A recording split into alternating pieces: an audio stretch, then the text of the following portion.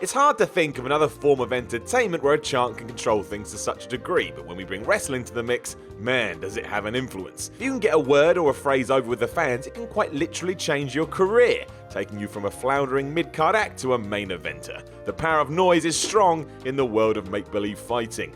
While most of the time this is done for positive reasons, we all know it can go the other way too. Sometimes an audience will go as far as to use iconic phrases to throw talent off their game, just for the fun of it. Which is a bit mean when you think about it, but what you gonna do? I'm Simon from What Culture, and this is 10 wrestling chants that changed everything. Number 10, you suck. Sometimes it's weird how things work out. While Kurt Angle at one point in wrestling history would have been a super over babyface when he first arrived on the scene, his sheer pompous attitude ensured he was a heel during the Attitude Era, and his theme music suited that perfectly. It was like signalling the arrival of royalty or something. At some point though, the fans realised it had such a rhythmic beat they could chant "you suck" over the whole thing to let Kurt know what they thought before he'd even shown his face. That's what happened. Throughout the years, other superstars such as Edge have tried to change these words to something else, but it never worked. It was so perfect, "you suck" has stuck even after Angle became an actual good guy. It's a little annoying now if we're honest, but hey, if people have fun chanting it, we shouldn't take it away. That would be horrible. Besides, Kurt absolutely loves it. Number 9, we want Flair. In 1991, WCW Executive Vice President Jim Herd fired Ric Flair. This was nuts given that he was the company's top star, and that's before we get to the fact Flair was also the world champion. It didn't even matter that the Nature Boy was advertised as defending his title against Lex Luger at the Great American Bash in 2 weeks. Flair was gone.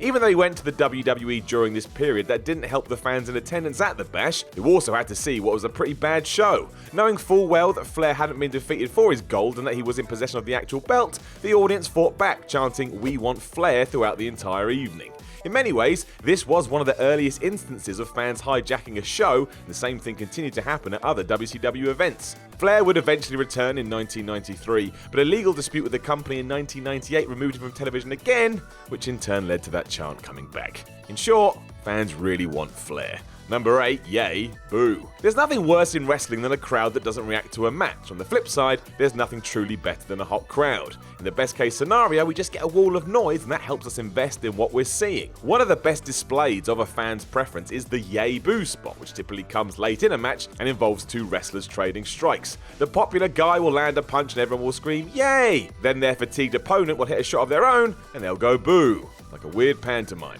It does work, however, and adds a bit of drama as a bout draws to a close. Unfortunately for WWE, this always seems to work the opposite way around, with the evil dude being the one getting cheered, especially if they're going against Roman Reigns or John Cena. Still, it's a unique form of interactivity, that's a cool thing. Number 7, boring. Fans don't just want to get through a match, they want to be entertained, and if they're not, well, sometimes they'll be very vocal about it. When things get really bad, an audience usually goes into business for itself and starts chanting boring. This often happens when a heel spends too long getting the heat on a babyface opponent, and it manages to simultaneously be both disrespectful to the wrestlers and infuriating to management. They say there's no bad reaction, but this is definitely the exception. I think I'd prefer it if when this did happen, everyone just went silent for a while. At least that's less offensive, but hey, you paid for your ticket, you do whatever you want. Number 6, let's go Cena. Cena sucks. In many ways, John Cena is one of the most controversial WWE superstars ever. Or in short, while he is a babyface, a lot of people boo him. The usual split is that women and children think he's awesome, whereas older adult males can't stand the man because they blame him for the PG era. Still, even the fans who hate John Cena enjoy going to shows to boo him, and that's why, despite the mixed reaction, Cena has spent a decade on top of the company. It's almost a game these days as each group tries to outdo the other with "Let's go Cena" and "Cena sucks" chants. Whoever is the loudest wins. This has basically been going since 2005 as well, which is really impressive when you think about it. 13 years of dual voices. That takes some doing and kinda has defined his career. Number 5, this is awesome. Now the "this is awesome" chant is a bit weird these days as fans will use it for almost anything. They see someone get in the ring and all of a sudden feel compelled to tell them how amazing it was. Basically, it's been watered down. It really started as the audience's taste in wrestling evolved though. Today, a fan wants to see amazing in-ring action. When that happens, they feel rewarded and will start to shout out "this is awesome." It's a way to let the wrestlers know they appreciate what's happening. The chant started in Ring of Honor about a decade ago and seemed to have made its way to the WWE during the Shawn Michaels Undertaker match at WrestleMania 25. As mentioned, you can't get away from it now, but it's still nice. A way to send some positive love around the entire arena and no doubt put a smile on a wrestler's face. Number 4, what? Only Stone Cold Steve Austin could have got this over. I mean, it's literally just a man asking what over and over again. explain that. Born during his 2001 heel run, Austin would repeat the word constantly and even punctuate sentences by yelling it out loud. It was very catchy and the fans loved it, but it spiraled out of control. While Stone Cold would build his promos around it, the audience soon started throwing Watts into other people's mic time just to annoy them.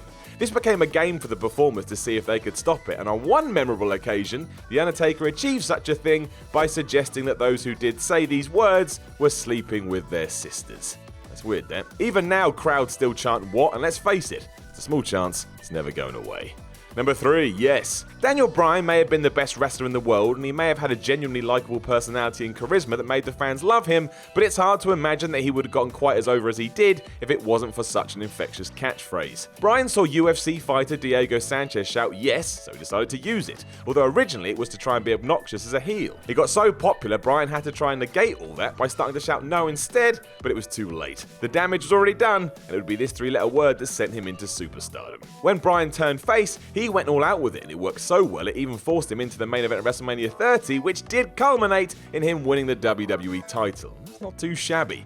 The chant evolved past WWE and started popping up at sporting events, and that's still the case now. It's as popular as it ever was, and I doubt it will die. It's just one of those chants people love. Number 2, ECW. ECW may have had a much smaller fan base than the WWE and WCW in the 90s, but the fans they did have were insanely loyal and devoted to the Extreme product. It captured a vibe that was present during that time frame, and thousands of people felt like it was wrestling aimed right at them. The action in ECW was usually nuts too, whether featuring hardcore violence or great technical action, but it was always so good the audience would shout ECW as if to say thank you to everyone involved for what they were seeing. The chant outlived the promotion, with fans yelling it at all sorts of shows whenever they saw a hardcore spot. Rumour has it the chants got under Vince McMahon's skin, and his revival of the brand in the late 2000s was an elaborate attempt to kill ECW's legacy. It didn't work, and fans still love yelling this. Oh well. Number 1, Woo! There are many chants that are linked with pro wrestling, but none has gone further than Woo! It's Ric Flair's signature call of triumph, and it's a part of every fan's vocabulary. Flair, who took the call from Jerry Lee Lewis's Great Balls of Fire, threw it into promos liberally, and it never got old. He would also yell "Woo" while in control of matches, and fans would shout it back at him. Before long, it infiltrated nearly every match. Knife-edge chops were a staple of Flair's arsenal, and whenever someone would use one, everyone just shouted "Woo." That trend still continues to this day, and there's probably some younger fans that have no clue as to why they're doing it, but they go along with it all the same. It even starts long before a show has even begun, with audience members just blurting it out. And really, that is pro wrestling at its best. Gosh, can you believe that person said that about that particular video on that entry? I sure can't. But you should like, share and subscribe below anyway. And also, the people who made this video, they're right here. Go follow them and give them some love. Also, there's more content, probably above my head. Check it out. Or don't. 50-50.